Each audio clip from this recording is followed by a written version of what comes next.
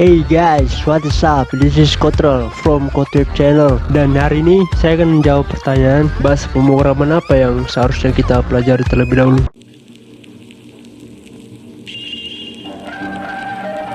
Sekarang terdapat banyak bahasa pemrograman yang tentunya bisa Anda pilih sendiri. Ada Python, C, C++, SQL, C Sharp, dan masih banyak lagi. Tentunya saya di sini bukan untuk melist satu-satu bahasa pemrograman apa aja yang ada, tapi sangat penting untuk Anda mengerti pertama kali mengapa bahasa itu ada, dan yang kedua bahasa mana yang harus Anda pelajari terlebih dahulu, yang dimana itu adalah pertanyaan yang paling penting untuk Anda, terutama bagi Anda yang sedang nonton video ini dan ingin mengetahui bahasa mana yang harus Anda pilih. Oke, jadi jika hari ini seorang bertanya kepada saya dan dia tidak mengetahui bahasa apapun di dunia ini, dan saya berpikir bahasa apa yang harusnya saya ajukan kepada dia untuk dipelajari pertama sekali, pastinya bukan bahasa Jepang. Itu adalah bahasa yang menurut saya itu sangat sulit untuk dipahami. Itu sedikit lebih sulit dibandingkan dengan pelajari bahasa Inggris ataupun bahasa Spanyol. Tapi jika Anda berpikir tentang bahasa manusia ini seperti Inggris ataupun Spanyol, bahasa-bahasa ini merupakan bahasa internasional dan dipahami oleh banyak orang. Jadi meskipun mereka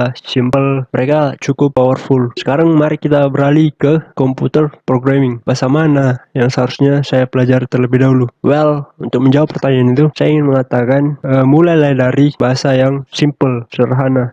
Tentu saja jangan mulai dari bahasa yang complicated, rumit. Jika Anda tidak mengetahui konsep dari sebuah bahasa, sekarang mari kita beralih ke konteks Anda tidak memahami konsep dari sebuah bahasa. Anda tentunya ingin memulai dari bahasa yang paling easy, mudah, karena ketika Anda pelajari konsepnya, konsep bahasa dari manusia, itulah cara untuk mengekspresikan emosi Anda ataupun mengutarakan ide ke orang lain. Dan ketika Anda sudah memahami konsepnya, konsep dari bahasa tadi, Anda dapat mentransfernya ke bahasa yang lain. Let's say Japanese, Anda dapat berpikir bagaimana saya mengucapkan banana dalam bahasa Jepang, mengatakan this dalam bahasa Jepang. Setidaknya Anda dapat memahaminya. Anda memiliki alat, tools untuk memahami bahasa asing tadi. So, di dalam komputer programming, jika Anda mengetahui bahasa yang paling simple, sederhana, kemudian Anda dapat beralih ke bahasa yang complicated, yang rumit. Jika Anda sudah mengetahui konsep dari bahasa yang simple tadi, maka Anda dapat beralih ke bahasa yang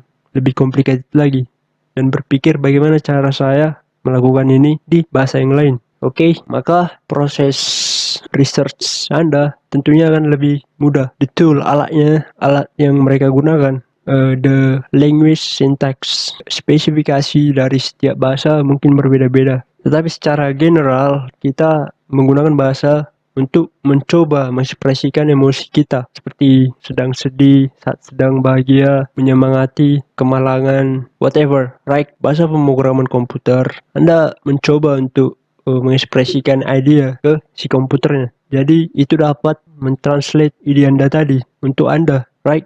Komputer itu adalah, kita ibaratkan seperti teman yang sangat cerdas yang sedang mendengarkan Anda. Anda hanya perlu berbicara kepada si komputer itu. Oke, sekarang saya ingin membicarakan tentang bahasa apa yang mungkin jangan Anda mulai di awal. Saya ingin merekomendasikan jangan memulai dari bahasa C, C++, ataupun C Sharp. Terlalu banyak bahasa C, dan alasannya karena sintaksnya sangat difficult, sulit. Itu sangat tinggi. Jadi Anda harus mengkhawatirkan tentang detail apa yang ingin Anda katakan ke si komputernya. Jadi tidak hanya Anda mengalami kesulitan dengan konseptualnya di si tadi ketika Anda baru pertama kali belajar komputer programming, Anda tentu disulitkan dengan sintaksnya yang difficult, sulit. Sintaks itu seperti, bayangkan Anda sedang mengetikkan sesuatu. Bagaimana cara Anda mengetikkan sesuatu itu? Itu membutuhkan curly brace, membutuhkan ini, membutuhkan itu, dan lain sebagainya. Right? Hampir sama seperti jika Anda belajar menulis bahasa Inggris. Di tahap awal Anda mempelajarinya, jika Anda tidak menuliskan koma or period or something, Anda tentunya tidak memahami bahasa itu. Tentunya itu sangat membuat frustasi. Jika bahasa Inggris adalah bahasa pertama Anda akan seperti, this is so difficult. Apakah saya mengungkapkan ide saya dengan benar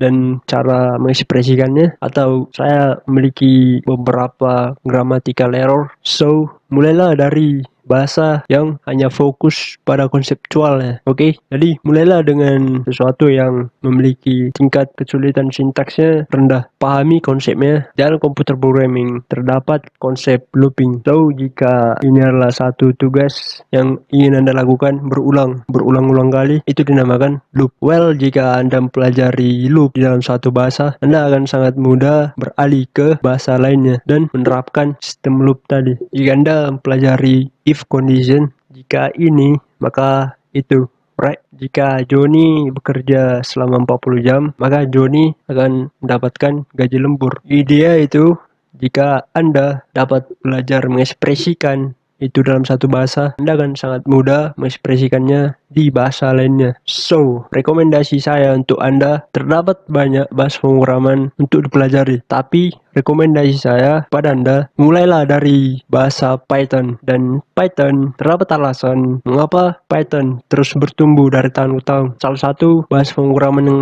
paling top yang sedang bertumbuh di dunia saat ini. Dan jika Anda melihat ke kebanyakan universitas-universitas top di dunia, mereka membuat Python itu sebagai bahasa permulaan, bahasa awalnya. Dan alasan kenapa mereka melakukan itu, karena Python itu elegan dan simple. Sekarang jangan bingung dengan mungkin itu tidak dapat melakukan lebih. Remember, Google, Dropbox, Pinterest, Reddit, Instagram, dan beberapa aplikasi lainnya. Aplikasi-aplikasi itu dibangun oleh Python, oke? Bahkan BitTorrent. So, semua aplikasi ini dibangun oleh Python. YouTube juga dibangun oleh Python. Sergey Brin, seorang yang menemukan Google, dia mengatakan Python where we can, C where we must. Artinya kita ingin menggunakan bahasa pemrograman C ketika kita memilikinya, dan bahasa pemrograman Python ketika kita bisa. Sekarang terminasi dari bahasa di mana dia dapat bekerja. Mari kita katakan Anda sedang belajar Python, right? Dan Anda memulainya dengan bahasa itu. Sekarang Anda dapat selalu menghubungkannya dan beralih ke bahasa yang lain jika Anda sudah mengerti konsep dari kesulitan difficultnya. Nah, sekarang mari kita bicarakan tentang mungkin barangkali suatu saat Anda ingin melakukan banyak pekerjaan yang berhubungan dengan web development seperti front end, di mana grafik ditunjukkan di sana, Anda mengklik sesuatu dan itu merespon dengan sangat cepat. Itu dinamakan JavaScript. Itu adalah suatu keindahan dan keajaiban dari JavaScript yang Anda lihat di web. Itu dilakukan oleh JavaScript. Jadi untuk itu, haruskah Anda memulai dari JavaScript? Mungkin saya ingin Anda untuk memulai dari Python terlebih dahulu, kemudian beralih ke JavaScript tadi. Sebagai contohnya, saya bekerja di dalam satu project, saya tidak mengetahui satu sintaks pun di JavaScript. Tapi ketika saya mengetahui Python dengan baik, saya dapat sedikit memahami. Saya hanya melihat bagaimana cara melakukannya, yang ketika saya lakukan di dalam Python, bagaimana cara membuatnya di JavaScript. Dan saya dapat menyelesaikan beberapa proyek besar di dalam 2 hari. Oke, so ya, sekarang bahasa web. Anda memiliki JavaScript untuk data science dan data analytics, scientific juga termasuk, dan bahkan untuk membangun sebuah website yang responsif, Python dapat membantu Anda. Python memberikan Anda power. Itu sangat mudah untuk menyelesaikan sesuatu yang complicated, rumit. Kenapa Anda ingin belajar C ataupun C++? Mungkin didasarkan kepada kecepatan yang Anda butuhkan. C itu kita dapat mengatakannya sangat efisien. So, Anda mungkin ingin pelajari bahasa itu jika Anda bekerja di dalam, let's say, Anda melakukan algoritma trading, di mana Anda ingin melakukan proses tadi di dalam nanosecond. Anda melakukan ribuan proses dalam nanosecond. Baik, Anda membutuhkan sesuatu yang sangat-sangat cepat. So, C mungkin ide yang bagus. So, itu makanya Java mungkin dengan alasan yang sama. Desain sebuah video game sangat populer, powerful language, Android application, Java sangat powerful. Oke guys, saya berharap itu dapat memberikan Anda sedikit overview tentang beberapa perbedaan dari bahasa dan mengapa Anda harus memilihnya di antara salah satu dari banyak tadi. Saya ingin mengatakan, mulailah dari bahasa yang paling simple. Python mungkin merupakan salah satu rekomendasi yang bisa saya ajukan kepada Anda. Other than that, terima kasih karena telah menonton video ini. I love every single one of you. Do me a favor, subscribe, dan Anda dapat mendapatkan banyak informasi seperti ini. Saya akan mengupload video-video tentang tutorial yang dapat Anda tonton untuk memulai mempelajari bahasa pemrograman Python hari ini. I'll see you guys in the next video.